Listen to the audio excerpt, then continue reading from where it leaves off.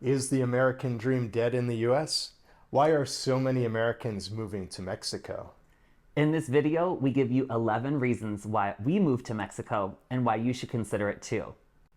Whether you're a remote worker looking to turbocharge your savings or a retiree looking for a better quality of life, Mexico provides a number of financial and non-financial benefits to its growing population of 1.6 million Americans who live in the country. Also, in the past year, numbers of permanent and temporary resident visas issued to Americans have surged 48% and 85% respectively from pre-pandemic levels. Key factors driving Americans to Mexico include the skyrocketing cost of living, lack of affordable health care, and a toxic political climate. In addition, the staggering household debt in America just passed 17 trillion for the first time ever. It makes us wonder if the American dream is dead in the US. Are Americans so deeply in debt that they will never be able to achieve financial freedom? Here's our take and why we believe Mexico is such an attractive option for Americans. To kick things off, the number one reason cited by Americans moving to Mexico is the lower cost of living. But what does that mean for your day-to-day? How much does it cost to live in Mexico? What are the main expenses? And if you're retired, can you afford to live in Mexico on your Social Security alone? Let's take these common questions one by one. First, it's no secret you can live comfortably in Mexico for just a fraction of the income you would need in the US. As travel bloggers, we spend a lot more than the average person, but we typically budget between $2,000 and $3,000 per month for our living expenses in Mexico, depending on our location. Beach towns on the Oaxaca coast are much less expensive than the Riviera Maya, for example.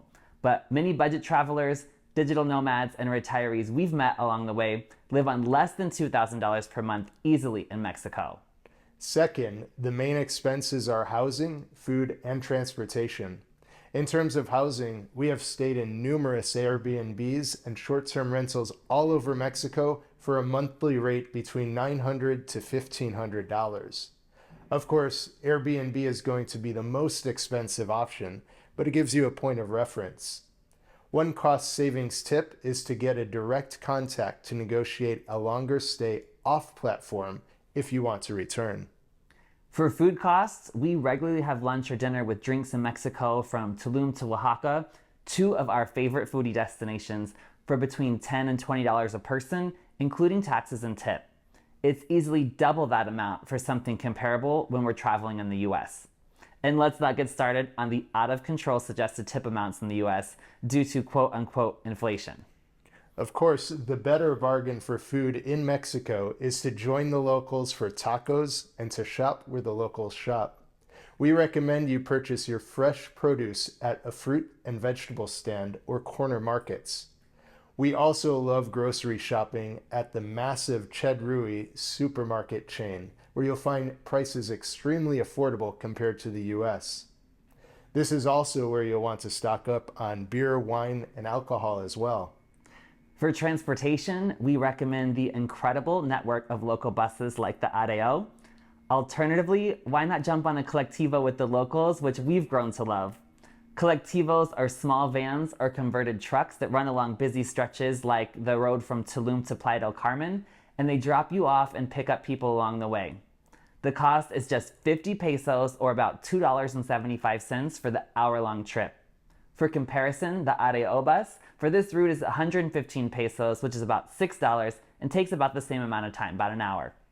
A taxi will be your most expensive option at 1,000 pesos, or usually more than 1,000 pesos, which is around $55. So like most things in Mexico, there are options for every budget. To answer our last FAQ on cost of living, can you afford to live in Mexico on Social Security alone? We're not of retirement age yet, but we're certain you can. According to the Social Security Administration, the average Social Security check for 2023 is just under $1,700 a month. For comparison, $1,700 is much higher than the average monthly salary in Mexico, which we've seen data points ranging from $874 a month up to $1,200 a month per household for the average middle-class family in Mexico, according to INEGI. Either way, all of the data points are lower than the average Social Security check. Next, let's talk about ease of residency. One of our best decisions and another great reason to move to Mexico. We're permanent residents now, and looking back, we're still surprised at how easy it is to become a legal resident of Mexico, and especially impressed with all of the benefits. We get a lot of questions about moving to Mexico and whether you should choose a tourist, temporary resident, or permanent resident visa. To assist you in this important decision, we created a helpful checklist outlining the benefits of each status in a previous video, so definitely check it out if you're planning a move to Mexico. We'll add a link to it in the description, but let's quickly cover a few key points. For just a few $100s in fees and a fair bit of patience with the process, you'll be able to legally remain in Mexico for the entire year versus just 180 days allowed as a tourist. You'll also be able to use the locals line at the airport, which can save hours on every arrival. In addition, Residency allows you to open a Mexican bank account, get a Mexican driver's license without giving up your foreign one, buy and register a car in your name, join a national healthcare plan, and even obtain certain tax benefits like capital gain exemption on the sale of your home, for example. And none of these benefits are available to tourists. Another reason we decided to move to Mexico is for affordable healthcare. Without access to employer-sponsored healthcare plans, we had a very expensive global plan with Cigna before moving to Mexico. For catastrophic coverage only, our plan was over $500 a month for the two of us. But even without insurance, out-of-pocket costs for medical visits, prescription drugs, and contact lenses are very inexpensive. As an example, I recently needed 5 prescriptions for an ear infection, which cost us $57 out of pocket without insurance. Prices for healthcare costs are so reasonable in Mexico that most people pay just out of pocket for prescriptions and minor medical issues. For this reason, Americans are already coming to Mexico by the thousands for medical tourism, but we can confirm healthcare is even cheaper if you're a resident.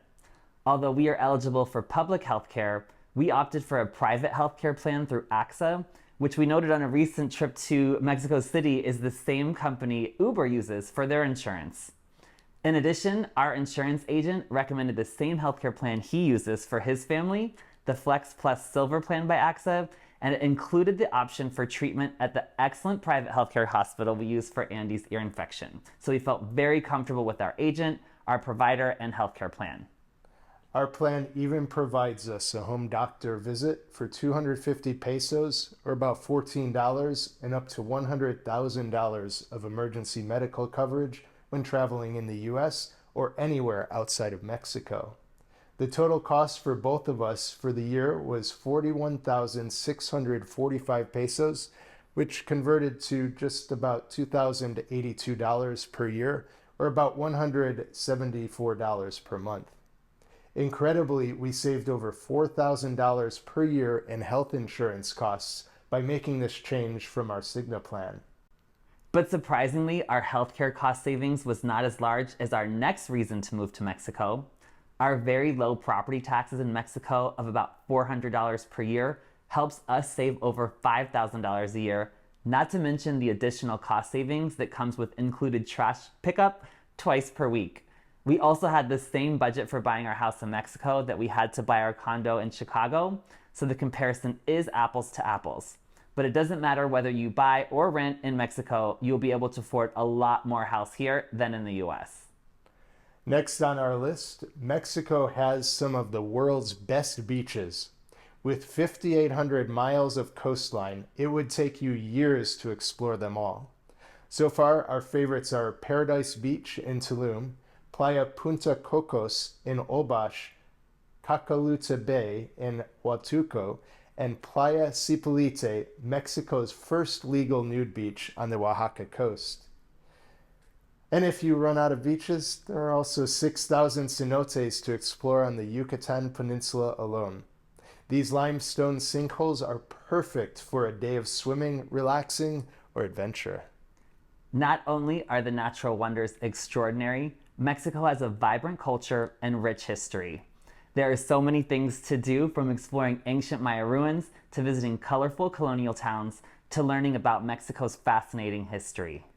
for one of the best museums in Mexico, which is also the largest and most visited. Don't miss the National Museum of Anthropology in Mexico City. It's anything but boring.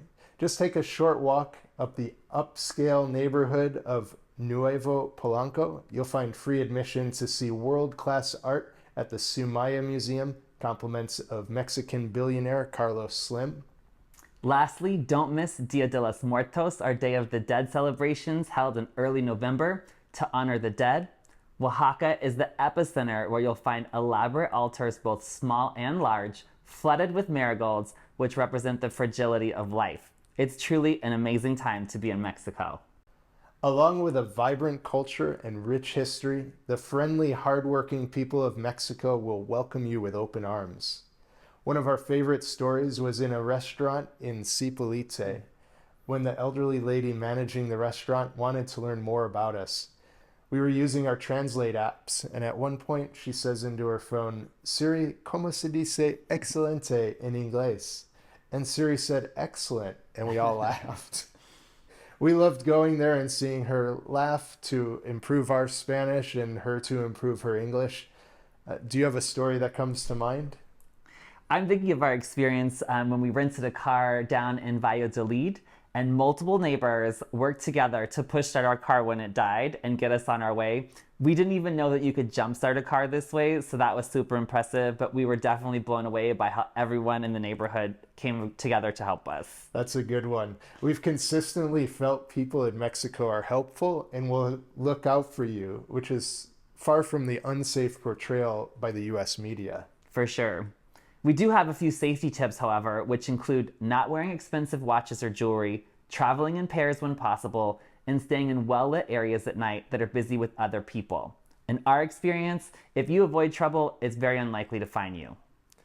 This next reason to move to Mexico was very important to us when deciding between Mexico and either Spain or Portugal. Mexico's close proximity to the US makes it easy to travel to see family and friends and for them to visit us. We also wanted to be close to a major international airport, and thus we chose Tulum, which is very close to Cancun Airport and is getting its own international airport hopefully within the next year. Another benefit to Mexico is remaining within US time zones, which helps with communication. If you work remotely, it's definitely something to consider when deciding where to live. Speaking of the US, one of the best reasons to move to Mexico from the US is to enjoy the amazing weather year-round. For us, Chicago summers are absolutely incredible, but the winters are completely unbearable. For this, especially for me being a Southerner.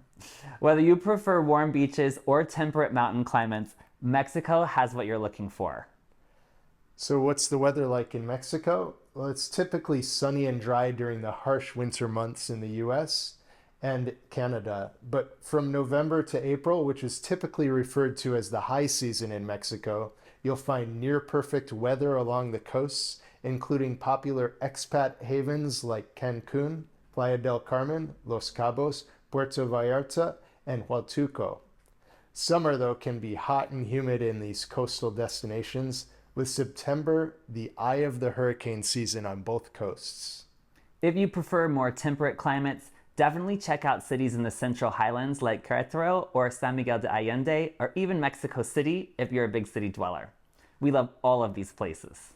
And if you're looking for an underrated city to live or retire in Mexico, our travel tip is to check out Guanajuato.